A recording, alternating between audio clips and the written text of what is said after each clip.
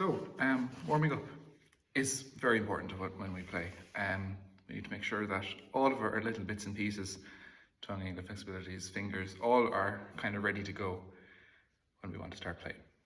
So we warm up so that we can play easier, and to play the actual music we're looking to practice, and all that kind of stuff. So we warm up before we perform, we warm up before we practice, we warm up before we come to band rehearsal, all that kind of stuff.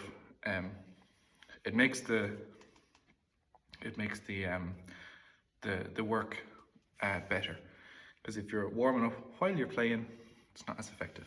So one particular warm-up we're going to go through today is quite effective. So we've done long notes, we've done different notes, we've done all that kind of stuff before, but we're going to try to pull a few bits together now.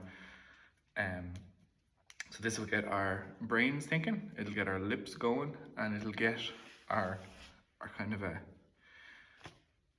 all of in here warmed up as well, because we're going to use long notes, we're going to use our fingers to get different notes, and we're going to have to do different intervals. It'll make sense when you look at the page and we go through it. So how do we do this? We center around the note G or C down here or up here. Ideally G, because it doesn't go too high or too low. It's a nice open note. Hello, I look like some kind of horror villain in this video. Anyway, quick editor's note. This exercise works whatever instrument you're playing. Warm up on a B flat instrument, an E flat instrument, it doesn't matter. Just notice that the notes aren't necessarily going to be the same. So pick a G for the easiest, whether you're on E flat or B flat. Just know that if you're playing an E flat, it won't sound the same as this.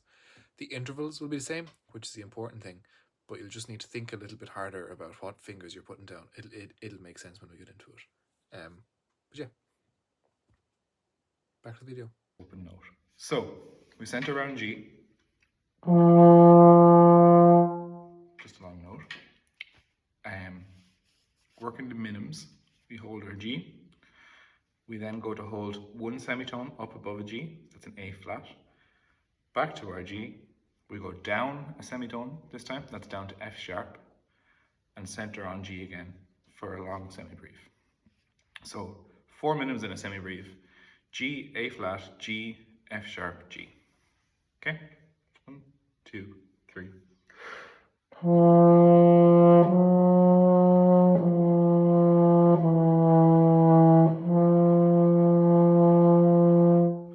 Simple enough. Now we move up an extra semitone and down an extra semitone, all the while centering on that G. So where before we had A flat, up one semitone, A. F sharp, down one semitone, down to F, like this.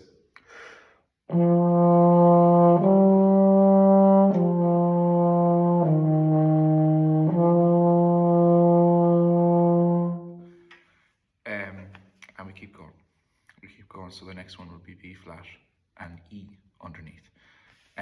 We should kind of see our notes spreading out like that, all the while keeping G as our center. Same, we can do it down low.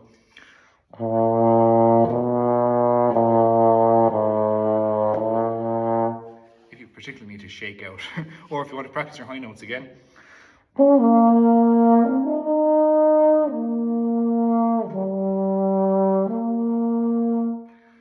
Whatever intervals those are, again, they're good practice. So I'm going to play the first 3 steps centered on G and leave you go from there.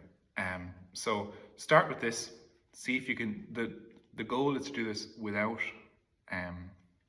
watching my fingers, that's cheating, or without needing to have it written down. So we can do the first 3, I'll write them out, but after that, the first goal is to take the page away. The next goal is to do it. Keep going. Why are we doing this? Well, straight away we're getting intervals. We're getting our heads thinking. We only have 2 beats to think about what the next note is. So it means we have to think of the finger, and we have to prepare ourselves for the jump. As it's getting longer and your brain is slowing down, the jumps are getting bigger. Yeah, let's go for it. So the first 3 levels. 1, 2, centered on G.